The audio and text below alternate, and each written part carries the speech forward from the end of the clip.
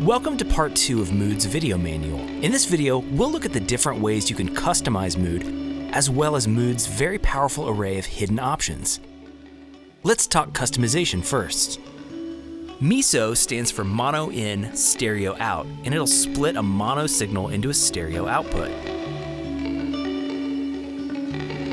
Spread allows Mood to generate an affected stereo image. Each of Mood's modes have a unique take on this, and here's a quick taste of what they sound like.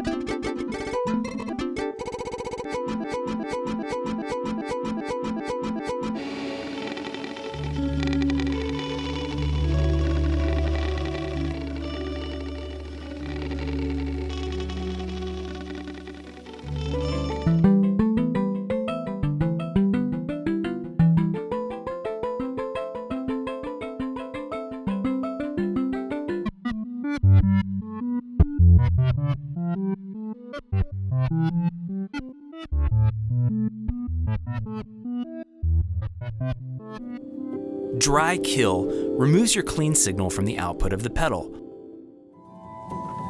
Trails allows the wet channel modes to smoothly fade out after the pedal is bypassed. Latch causes the hold function for each channel to be latching instead of momentary.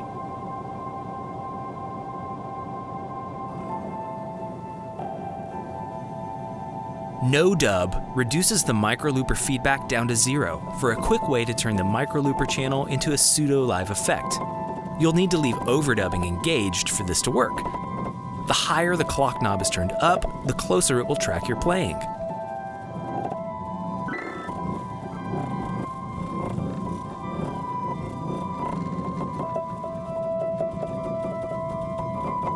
Smooth clock removes the harmonized stepping effect from the clock knob for fluid adjustment.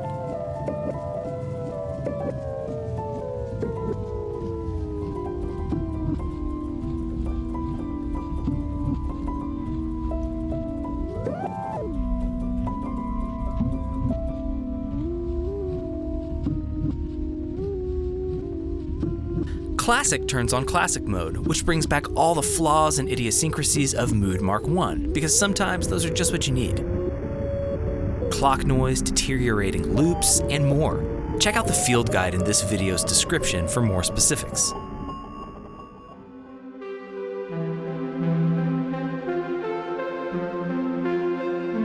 Mood has a few options under the hood that can help you further customize the pedal to your liking. Most of these options are based on your user feedback on the original Mood. To access the hidden options, hold down both foot switches. Both LEDs will turn green, and keep holding them down while adjusting any desired parameters. Wet Channel's Modify knob controls a simple high cut filter from mellowing the wet algorithms.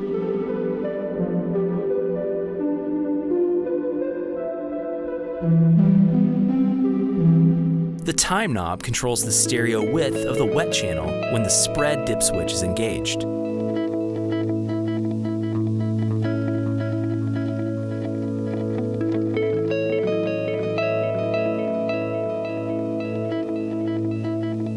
The wet channel mode toggle allows you to sync one channel to the other. In the right position, the wet channel is synced to the microlooper. The time knob now moves in steps that are rhythmically related to the microloop length.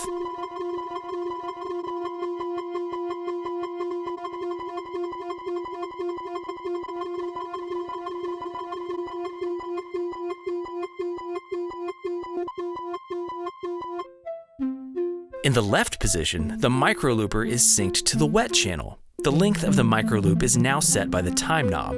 It's a great way to capture more rhythmic ideas. If your playing is in time with the wet channel effects, your loop will neatly capture that timing.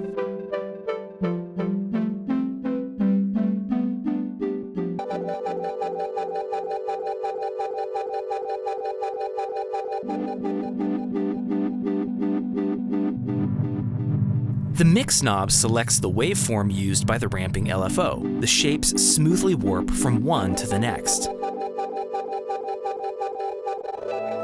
The Clock knob sets the relative loudness of the two channels. Turn the knob toward the channel that you'd like to hear more of.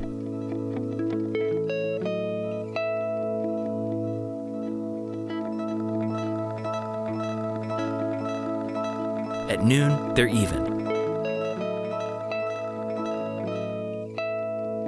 The routing toggle switch lets you engage spread on one channel but not the other. This might be helpful if, for example, you want to keep your micro loop mono but have it pass through a ping pong delay.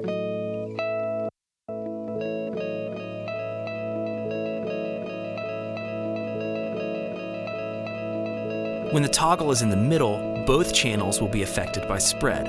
Otherwise, flip the toggle in the direction of the channel that you'd like spread to apply to.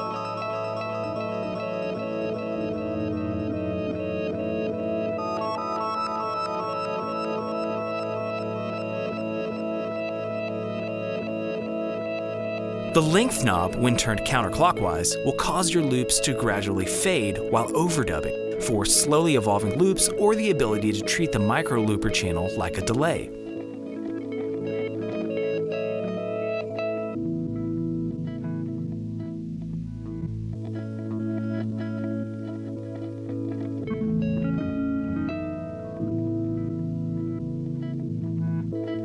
Normally, when a microloop passes through the wet channel, the spatial effects are 100% wet.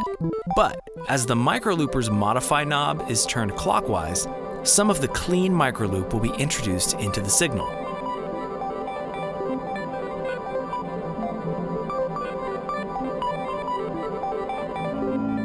The microlooper mode toggle switch can be used to cut the loop length in half and match the response of the original mood. Flip it to the left if that's what you want to do. Now, if you get lost and you need to reset all of the hidden options to their default setting, flip the preset toggles to the left position and back to center 3 times in a row. Once you see the blinking lights, press both foot switches simultaneously to confirm, and you're back to square one.